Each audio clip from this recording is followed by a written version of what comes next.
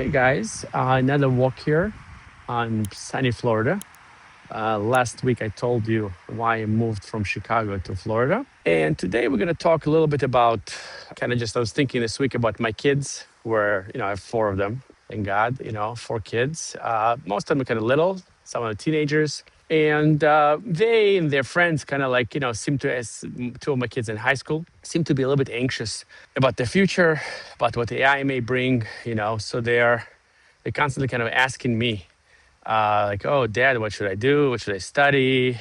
What should I concentrate on? Extracurricular activities. And I kind of thought about it. I think that's a theme that resonates with a lot of high school kids, teenagers around the world. Kind of they wonder, what the heck is going on. Honestly, I kind of agree with them. Like what's the world seems to have gone crazy in the last probably like 5, 10 years. Kind of definitely things have started accelerating since COVID. Definitely been last 5 very hectic years. Wars, pandemics, just inflation, just overall craziness, kind of online, AI, fake news. So I decided to kind of maybe do a video today where I talk a little bit about giving it kind of advice from my vantage point of view, an older guy. If I were, I was just thinking about if I was 18 years old again, maybe 17, 18, kind of like, I'd say probably late teenager, what would I do? And next week, maybe I'll do something. If I was in my 20s, here's what I would do. And here, if I was in my 30s, here's what I would do. Just having lived in 3 different countries and, traveled to maybe 40 other countries, speaking 5 different languages, having family living on 4 continents and kind of going to see them often. I just want to kind of, from my point of view, tell you what I think. If I am so let me try to enter, kind of like the head of one of my kids, who is 16 or 14, and one of them is 16, and one of them is 14 actually, and try to talk to them. So I think what I see in this generation, I see that they really kind of technology really like disabled them, to be honest. It's supposed, we were getting like smartphones back, 10, 15 years ago. We're like, oh yeah, that's going to change the world. It's going to revolutionize everything. It's just going to have, all this knowledge of the world, all those cool apps and everything. And, and it's just going to change the world, makes you into smartest, most intelligent, capable, productive human being. And, the world is going to be amazing. But instead, okay, and I probably have to kind of like, I'm going to take the responsibility here for our generation. I'm going to apologize for, on behalf of my generation, kind of like really fucked you guys up a little bit, and I think, for even more so for people in their 20s. And basically, those devices turn to be, I would say, disability inducing devices, kind of like really, I heard this term, it's called cognitive diminishment. And I just see that phones really dumb people down, like they just, attention span is not there.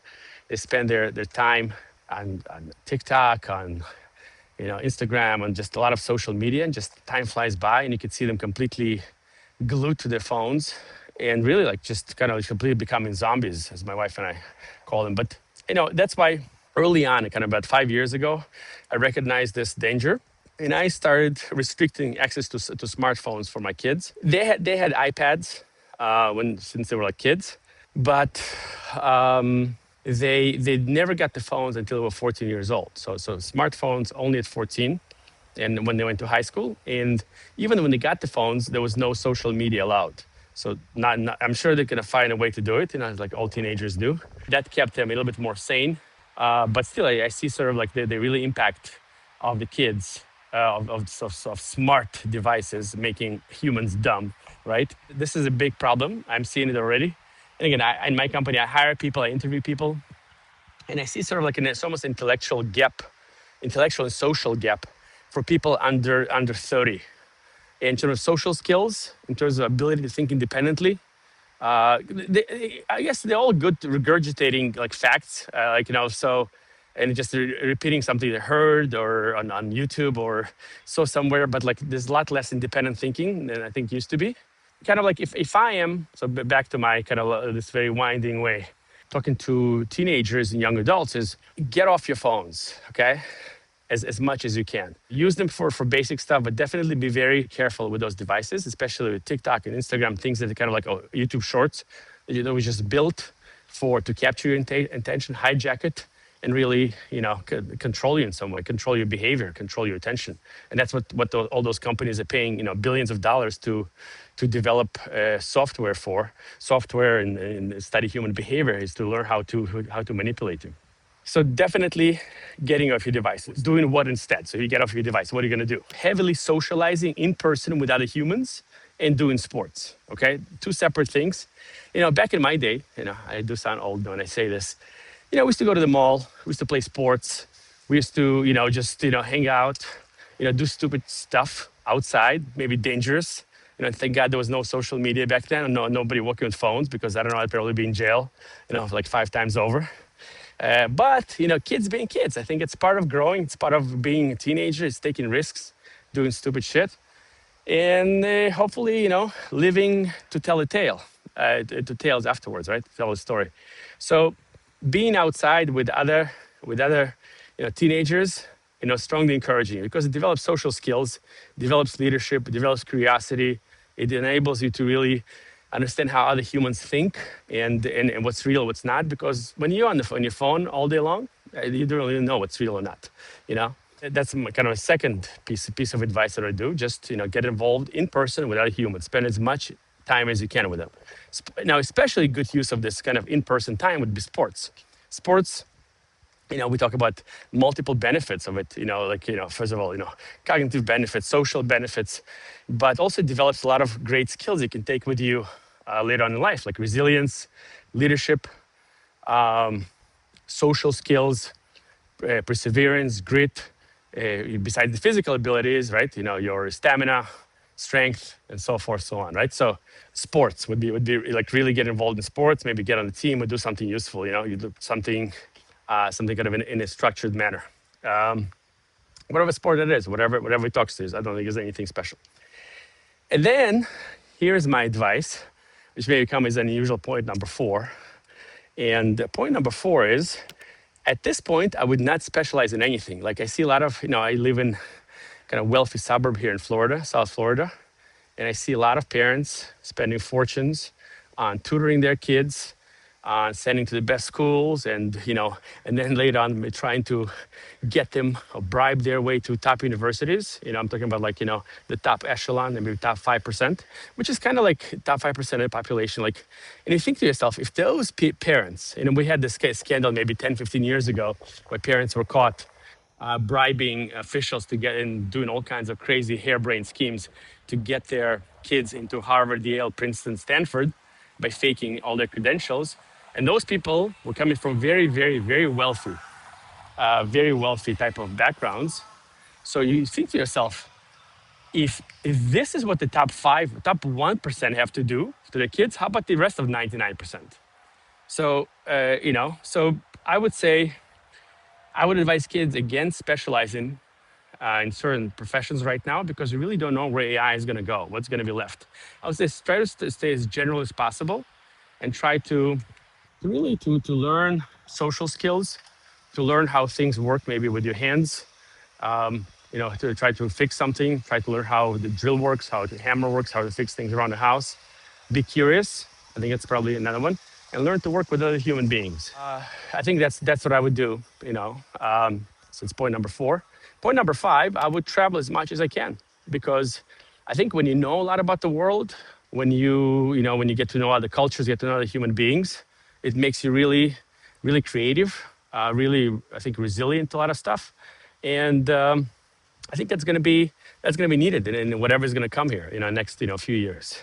That and finally, I think my last kind of thought here that I want to share with you is really to do like a cost benefit analysis. Does it really make sense to go to college? Does it I'm going to spend 4 years of my life to learn some profession that may or may not exist, 4 years from now, and I'm going to spend a fortune in this. They maybe take loans, and do something that may not be here, a profession or field that may not be here in 4 or 5 years because AI just changed the paradigm. So I would say really taking things slowly now and kind of like being generalist and being curious about how things work and being a leader and being involved in sports and being socially involved and curious. I think that's really great. Another thing, I just did a little example, something I did with my kids, so I kind of motivate them to think outside of the box. And and I said, guys, listen, if you want to make money, you always ask me, hey, Dad, give me 20, give me 40.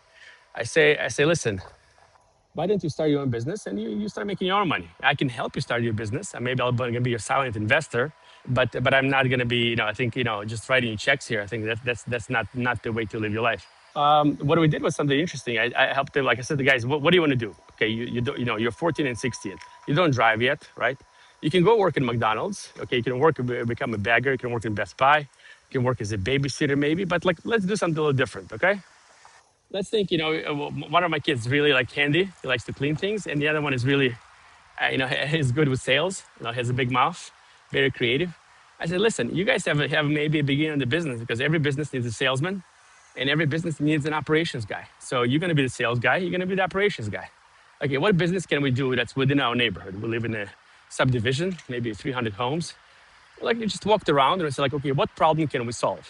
Okay, what problem can we solve within subdivision is going to make you money? Not like in 10 years, not in 5 years, not next like today.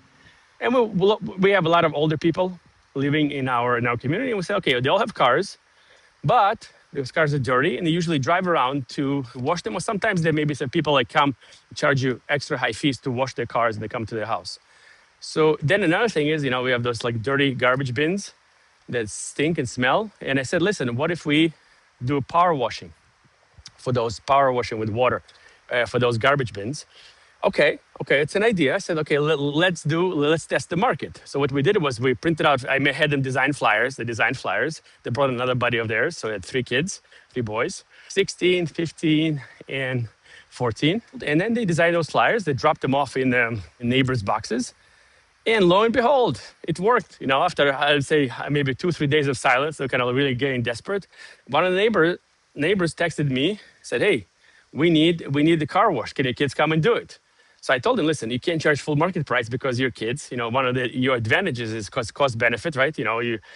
Washing cars costs, let's say, $50. Charge 20, 25. Okay, see how it works. Then once you get better, you can charge more. So they started washing cars. They washed 2 cars the first weekend. And I think the big moment for me was, as a proud dad, was like when somebody was, the car was supposed to cost, like big minivan with the dirty big, I think it was Suburban, actually, not a minivan, like a big SUV. Instead of, I told him, hey, quote this guy $40. It probably costs $60, $70. Quote him $40 and see what he says. So they run into the house maybe like an hour and a half later after they're done cleaning. Hey, Dad, the guy gave us $100, so he's paying him 40 for what they agreed on, plus $60 tip. To me, it was an incredible moment. The moment you kind of see, wow, look how much money you can make. That was a happy moment. So their effort was rewarded. But why am I saying this? What's the point of the story? The point of the story is that opportunity is there in your neighborhood, and if kids who are 14 and 16 can make money doing just solving problems, just looking around them, first of all, see what problem can I solve today that makes a little bit of money. And maybe I have to get off the after you get off the couch and stop watching a little bit of less TikTok and YouTube. But I'm gonna make a little bit of money. I'm gonna stop asking my dad, and it's exciting. I get to work with my buddies. We work outside. I get marketing. I do marketing. I get to interact with people, and I make money, and pretty good money actually. So the first weekend they make $300, and they have now 3 times more reservations for the second weekend. So I very proud of them, and the opportunity is there. So anybody who's whining about lack of work, teenagers, the opportunity is there. Just start thinking with this mindset. What problem can I solve in my immediate community that I know very well? It could be online, or it could be in my physical community or my online community, and start doing this. We don't need to plan anything for this year, but you can do it today. So on that note, I do think that if I am like teenager, early young adult, the opportunity is there if you really guys want to succeed. And the interesting part, and after that, basically majority, I think, of this generation has been convinced that it's not even worth trying. It's like Warren Buffett says, people who convinced if people who convinced others about efficient markets, right? Efficient markets means that it's not worth even trying to find stocks, but just invest in a kind of an index fund. So they convinced the other people to stop even trying. So the opportunity is there for those people who are willing to try, take a risk, and work hard. Okay, so that's for my message of the day here, guys. Today. See you next week.